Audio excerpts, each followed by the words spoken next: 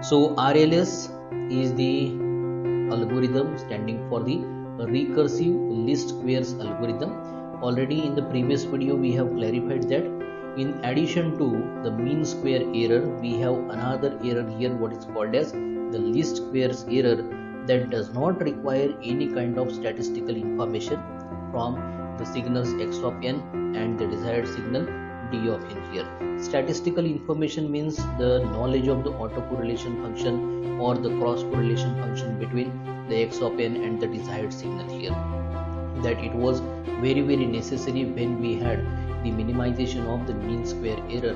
that it was consideration for the LMS algorithm here. So here for the RLS algorithm, that it is not at all required here.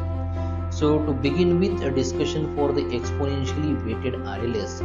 let us have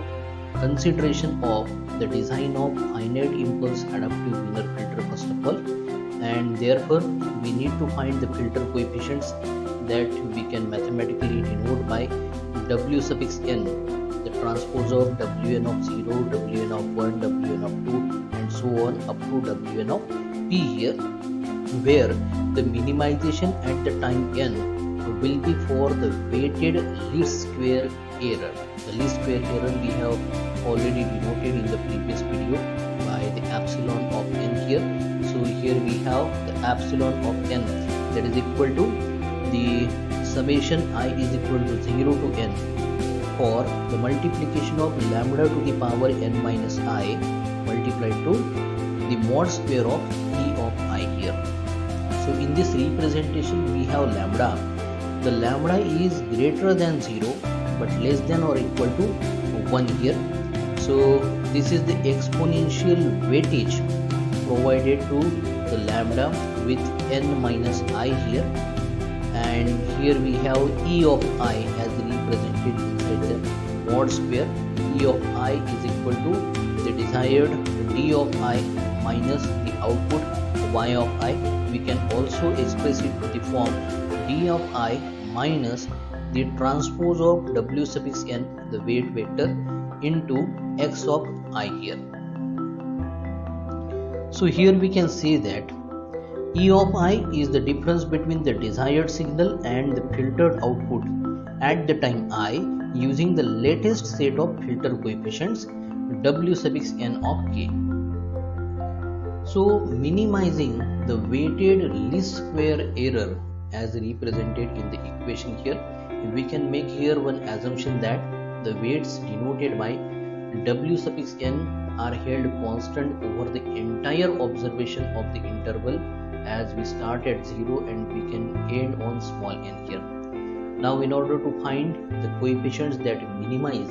this weighted least square error, we first of all start with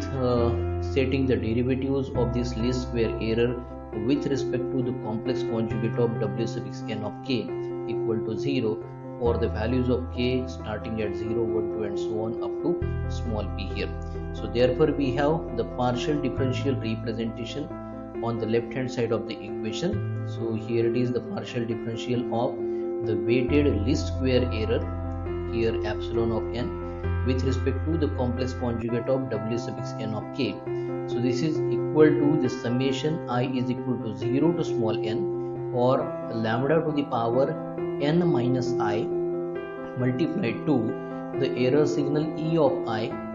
multiplied further to the partial differential of the complex conjugate of e of I with respect to the complex conjugate of w suffix n of k here. So this is equal to minus the summation I is equal to 0 to n or the multiplication of lambda to the power n minus I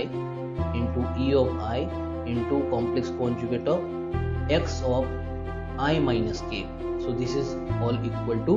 0 for k is equal to 0, 1, 2 and so on up to small p here. Now if we incorporate the previous equation of e of I as the difference equation into this current equation, we get the mathematical representation where the left hand side is summation I is equal to 0 to small n for lambda to the power n minus I multiplied to the bracket where we have, instead of E of I, we have D of I minus the summation L is equal to 0 to P or W suffix n of L into X of I minus L. This bracket is further multiplied to the complex conjugate of X of I minus K as it is, and this is all equated to 0 here. Now if we change the order of summation, so that time the rearrangement we make and get a new form of the representation for the above equation. So first of all, we take the summation L is equal to 0 to P for W suffix n of L multiplied to the square bracket, where we have summation I is equal to 0 to small n lambda to the power n minus I into X of I minus L into the complex conjugate of X of I minus K here. So this is equal to the summation I is equal to 0 to small n or lambda to the power n minus I into D of I into X of I minus K. X is in the conjugate form here. So here the rearrangement we have made where the summation L is equal to 0 to P, what it was inside the bracket in the earlier representation, we have taken first of all along with the weight vector denoted by W suffix n of L here, and the summation I is equal to 0 to n applicable along with the lambda notation that we have taken afterwards here. So here we can express the equations into a concise matrix form here. So the autocorrelation matrix we have been denoting by capital R suffix x of n here.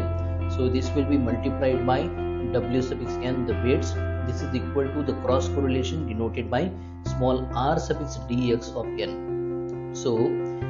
the R suffix x of n, here it is the autocorrelation matrix for the input signal x of n, and this is p plus 1 by p plus 1 order exponentially weighted deterministic form of the matrix here. So this we can express as Rx of n is equal to the summation I is equal to 0 to n or lambda to the power n minus I multiplied to the complex conjugate of x of I with the transpose of x of I.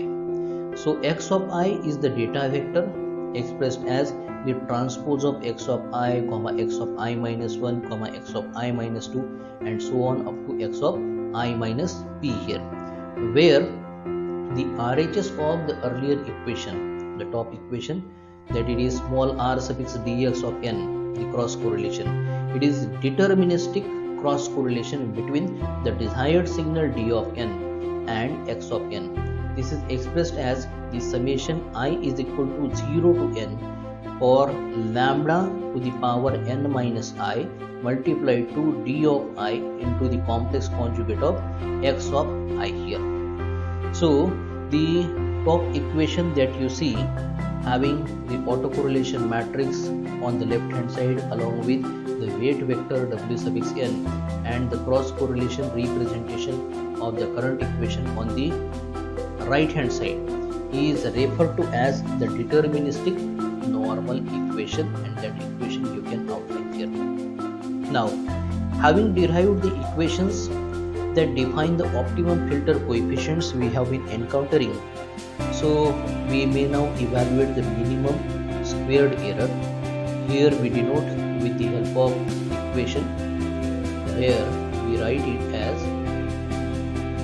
the summation I is equal to 0 to n or lambda to the power n minus I multiplied to the error signal d of I into the complex conjugate of the same d of I. So this we can express as the summation I is equal to 0 to n or lambda to the power n minus I into d of I multiplied to the complex conjugate of, instead of e of I, here we write d of I minus the summation L is equal to 0 to p or multiplication of W suffix n of L into x of I minus L. Further we express it as the summation I is equal to 0 to n lambda to the power n minus I multiplied to e of I into the complex conjugate of d of I, minus the second term where we have first of all the summation L is equal to 0 to p or the complex conjugate of w suffix n of L multiplied to the summation I is equal to 0 to n or lambda to the power n minus I into e of I into the complex conjugate of x of I minus L here. Here, if the weight w suffix n of L is representing the coefficient that minimize the squared error, so from the earlier equation, the second term will be equal to 0 and the minimum error can be denoted by this mathematical representation. So epsilon of n suffix min minimum here we represent as the summation I is equal to 0 to n or lambda to the power n minus I multiplied to e of I into the complex conjugate of d of I. So substituting the e of I from the previous representation as the difference, here we write summation I is equal to 0 to n lambda to the power n minus I as it is. Instead of e of I, here inside the curly brackets we write d of I minus the summation L is equal to 0 to p for multiplication of w suffix n of L into x of I minus L, which is further multiplied to the complex conjugate of d of I as it is. In the next representation, we can take the summation I is equal to 0 to n lambda to the power n minus I multiplied to the mod square of d of I minus we again take the summation L is equal to 0 to p applicable to the w suffix n of L into the summation I is equal to 0 to n applicable to lambda to the power n minus I into x of I minus L into the complex conjugate of d of I. Now we have the alternative representation where the expression of the minimum error into the vector form we give in the concise form here. So here it is the representation epsilon of n in the suffix min. Here it is the double mod square of d of n in the suffix we have lambda minus the Hermitian of the r suffix dx of n into w suffix n. So double mod square of d of n suffix lambda is the weighted normalized form of the vector d of n, which is the transpose of the elements d of n, comma d of n minus 1, d of n minus 2 and so on up to d of 0 here. Now since we have the autocorrelation matrix represented by capital R suffix n and the cross correlation R suffix dx of n both depending on small n, instead of having solution to the deterministic normal equations by direct way for each of the value of small n, we can have the derivation of the recursive solution where we denote w suffix n is equal to w suffix n minus 1 added by delta w suffix n minus 1. So this delta w suffix n minus 1 is the correlation that is applied to the solution at the time n minus 1, the before time here. And since we know that w suffix n is equal to the rx inverse of n multiplied to the cross correlation r suffix dx of n, so this recursion will be derived by the first expression in terms of r suffix dx of n minus 1, and then deriving the recursion will allow us to evaluate the inverse of the autocorrelation matrix in terms of rx inverse of n minus 1 and the new data vector x of n here. So from the previous representation we get to know that the cross correlation may be updated recursively, and this recursive update equation for the cross correlation representation can be given as r suffix dx of n, it is equal to lambda multiplied by r suffix dx of n minus 1, further the term added by d of n into the complex conjugate of the input signal x of n. Now in the similar fashion we can update the autocorrelation matrix also, and this is from Rx of n minus 1 and the new data vector x of n. So recursive relation here we denote it as capital R suffix x of n, that is equal to lambda multiplied to capital R suffix x of n minus 1 added by, here we have the complex conjugate of x of n into the transpose of x of n here. Now here, as we are interested to see the inverse of the autocorrelation matrix here, capital R suffix x of n here. So therefore here we are going to make the use of Woodbury's identity here. The Woodbury's identity here, it is expressed as, on the left hand side we have capital A added by uv to the power h representing the Hermitian, and the bracket is having the power minus 1 to represent the inverse. So this is equal to capital A inverse minus the ratio that involves the numerator to be A inverse into u v Hermitian into A inverse, whereas the denominator is 1 plus v Hermitian into A inverse into u. So here if we set capital A to be lambda times the autocorrelation representation Rx of n minus 1, and when we keep u and v small casing both equal to the complex conjugate of x of n here, so that time we obtain the recursion of the inverse of the autocorrelation Rx of n here. So here we write the Rx of n inverse is equal to lambda inverse into Rx of n minus 1 inverse minus the ratio where the numerator is lambda to the power minus 2, it should be, into Rx inverse of n minus 1 into the complex conjugate of x of n, the transpose of x of n into the inverse of Rx of n minus 1. The denominator is 1 plus lambda inverse into the transpose of x of n into inverse of Rx of n minus 1 into the complex conjugate of x of n here. Now simplifying the notations here, if we have the representation of Rx inverse of n to be denoted as capital P of n, and if we have defining the gain vector denoted by g of n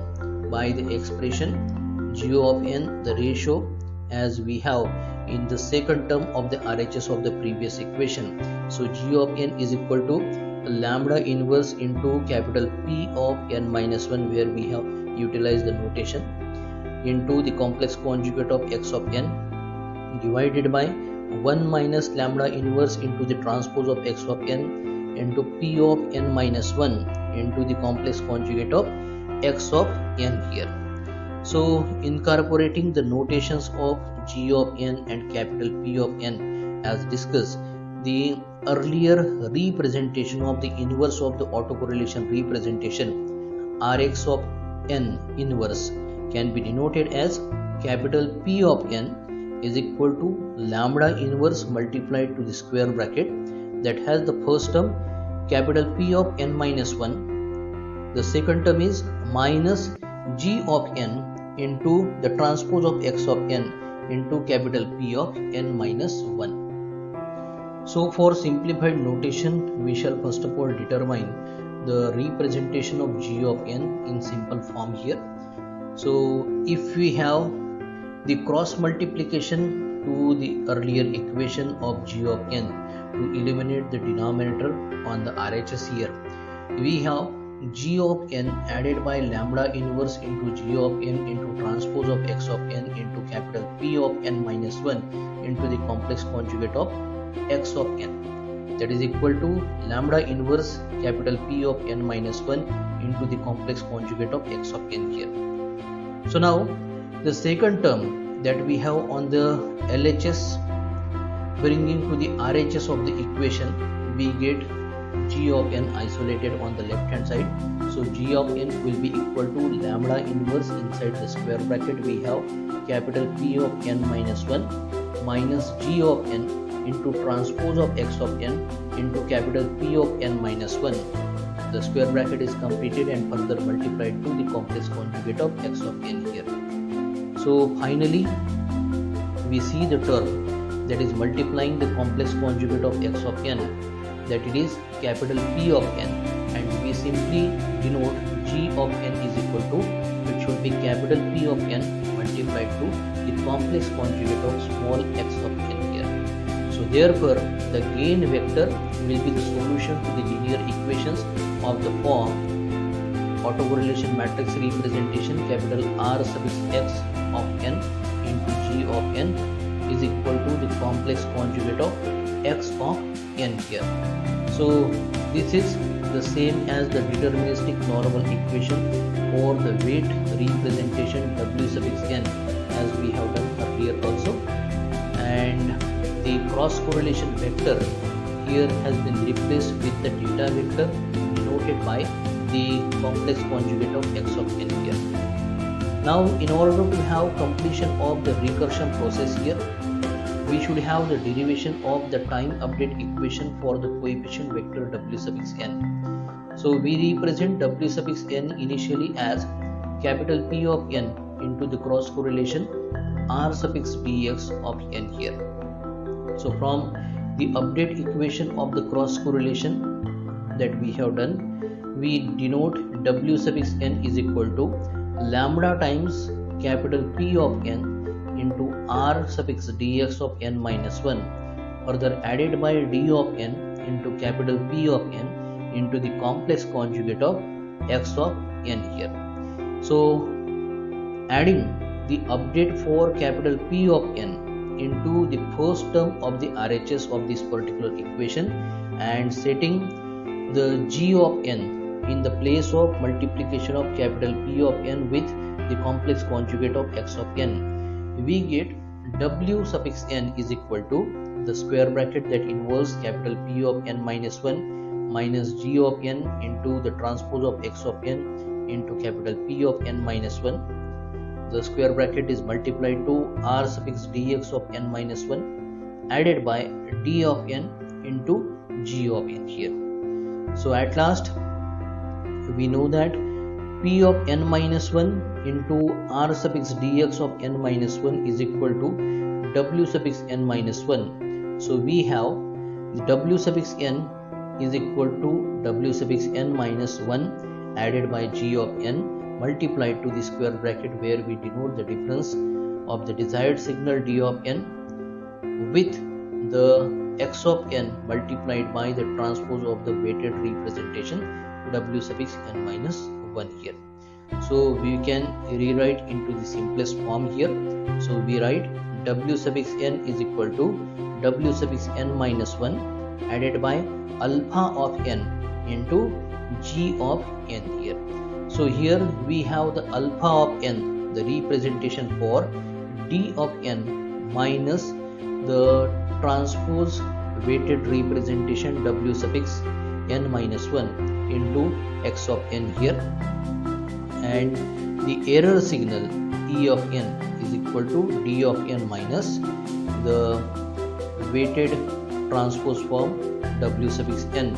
into x of n. We have already the notation. So now as you see, the only difference of n minus 1 in the suffix instead of n in the second term of the RHS of the two equations here. The first equation for alpha of n, you can regard it to be the priori error, whereas e of n, which is the simple error between the desired signal and that of the input signal we have been talking right from the first topic, we can regard it to be the posteriori error here. So now concerning this priori error that we have denoted by alpha of n, if it is small, the current set of filter coefficients are really very close to their optimal values, and if this alpha of n is large, the current set of filter coefficients are not performing well in the estimation of the desired signal d of n, and a large correction has to be applied for updating the coefficients. Now, in order to make the simplified representation of how the RLS algorithm, actually the exponentially weighted RLS algorithm standing for the recursive least squares stand for, we have to make one more simplification, which is actually the product of capital P of n minus 1 to the complex conjugate of x of n here. So that is represented as z of n, and if this is computed here, it can be useful for getting the details of the gain g of n and capital P of n, the inverse of the autocorrelation matrix here. Now we see a simple tabulation which has a summary of the RLS algorithm for the exponentially weighted version here. So here it is the tabulation which represents the parameters into the use are P to be the filter order, lambda to be the exponential weighting factor, del to be the value used to initialize capital P of 0. Initialization here we can make as w sub 0 is equal to the value 0, whereas capital P of 0 is equal to del inverse multiplied by capital I. And here for the RLS algorithm we have to make the computation for the values of n is equal to 1, 2 and so on. For z of n, as just now we have discussed, for g of n, the g of n is having representation making the use of z of n. So g of n is equal to 1 upon lambda added by the transpose of x of n multiplied to z of n. The ratio is further multiplied to z of n here. Whereas we also need to make the computation of the priori error denoted by alpha of n. So this will be equal to d of n added by w sub n minus 1 transpose into x of n.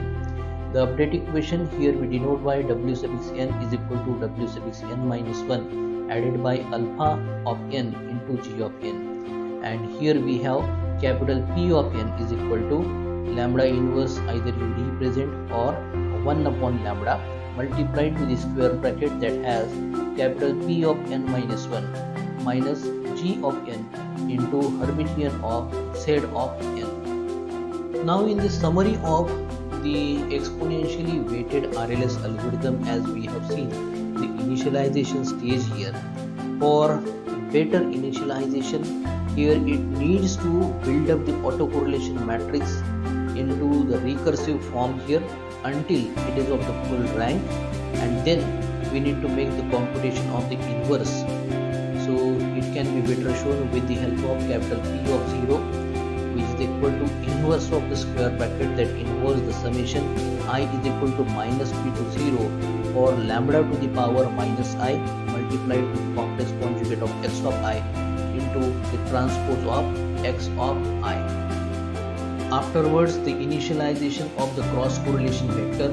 here it is denoted by small r sub dx of 0 in the similar fashion. So the cross correlation function vector in the initialization stage can be denoted with r sub dx of 0 is equal to the summation I is equal to minus p to 0 or lambda to the power minus I multiplied to d of I into the complex conjugate of x of I. So here for this particular approach to be opted here, we are benefited with one advantage, that there it is the preservance of the optimality at each of the step while executing the RLS algorithm. Whereas we have the alternative, the another approach also possible, that is utilized for initialization of the autocorrelation matrix given by the equation Rx of 0, that is equal to del multiplied to the I. So here del is a small positive constant, so therefore we can denote capital P of 0 is equal to del inverse into I, and for initializing the weight vector to the value 0 we can denote w sub 0 is equal to 0. But opting this particular approach, there it is one disadvantage, that this approach introduces a bias in the least squares solution, which is not required. So now I hope it is now clear that after the LMS algorithm in the domain of design of the adaptive filters, there it is the RLS algorithm, standing for the recursive least squares algorithm, where the minimization of the least square error we are doing here. And to have the execution of this RLS algorithm, it is very clear that without making the exponential weighting to this, the performance of this RLS algorithm is not to the mark here. That is why we have the topic exponentially weighted RLS to be in practical use here. And the reason is that with lambda is equal to the value 1, all of the data is equally weighted in estimating the correlations. And although exponential weighting improves the tracking characteristics of the RLS, it is not clear how to choose lambda, and in some of the cases the LMS algorithm may have better tracking properties also here. So this was our topic, exponentially weighted RLS. Although the LMS algorithm is so much popular here, we have the RLS, also the algorithm for the recursive list here. LMS most of the time better fits to the design of the finite impulse response adaptive type of the filters, that is non-recursive type here. And for the recursive type with the exponential weighting, here it is the algorithm RLS, standing for the recursive least squares filter here.